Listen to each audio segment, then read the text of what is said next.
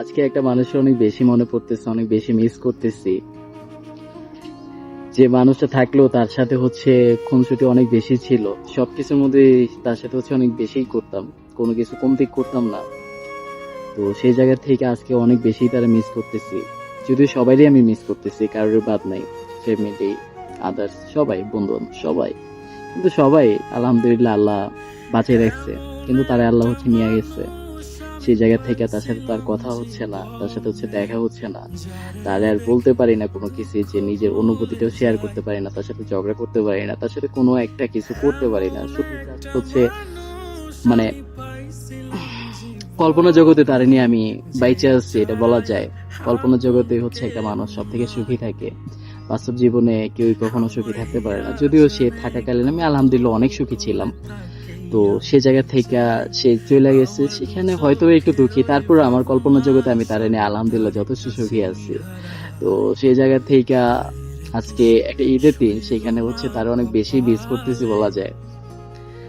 তো 2024 সালে লাস্ট তার সাথে ঈদের সময়টা কাটানো, যদিও ভার্চুয়ালি কাটানো। বাস্তব জীবনে ওইরকম আমাদের সাথে আমাদের ওইরকম সময় কাটানো হয় নাই। যদিও যতটা দিন কাটানো হয়েছে আলহামদুলিল্লাহ যথেষ্ট ভালো কাটাইছি। তো 2024 থেকে 2026 দুইটা বছরে অলরেডি এটা 4 নম্বর ঈদ যাচ্ছে। তো 4টা ঈদ তারে ছাড়া থাকতেছি। তো আলহামদুলিল্লাহ আল্লাহ যা করে ভালোর জন্য করে। তো আল্লাহ হয়তোবা থাকলে হয়তোবা তারা অবহেলা করতাম, বা তার প্রতি আকর্ষণটা কমে যেত।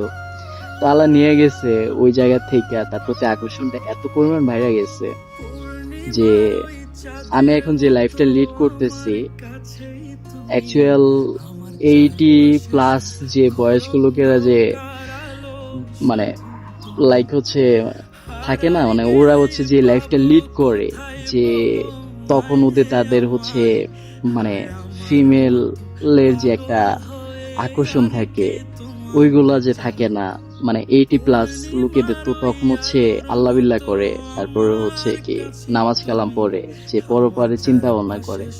যদিও আমি এখনো নামাজ কালাম ঠিকঠাক মতো পড়ি না, তারপরে আলহামদুলিল্লাহ আল্লাহর প্রতি একটা ভয় কাজ করে, যে আমি কখন যদি মইরা যাই। যেমন আমি 80 বছরের বয়স্ক একটা লোকের মতো আমি লাইফটা লিড করতেছি, আলহামদুলিল্লাহ যথেষ্ট ভালো লাইফ লিড করতেছি। সবকিছু মিলে শুধু আমি তারই চাইতেছি। আজকে একটা ঈদের দিন, সকাল থেকে এখন পর্যন্ত আমি তারই শুধু চাইতেছি, তাদের কথাটাই শুধু মনে পড়তেছে। আর বাকি সব দুনিয়া যাই আসছে না কেন, তাদের কারো কথাই আমার মাথায় আসে না। যে আমার যে একটা ফ্যামিলি আছে, আর ফ্যামিলির কথা তো আমি খেয়ালই নেই, যে ভাই আমার ফ্যামিলি যে আছে। থাকে না, জীবিত মানুষের এটা অনুভূতি সবার জন্য আছে। অনুভূতি কারোর জন্য যে নাই এরকম কিছু না, সবার জন্য অনুভূতি আছে, কিন্তু তার জন্য অনেক বেশি অনুভূতি। সে যদি থাকতো, অনেক ভালো একটা সময় যেত আর কি।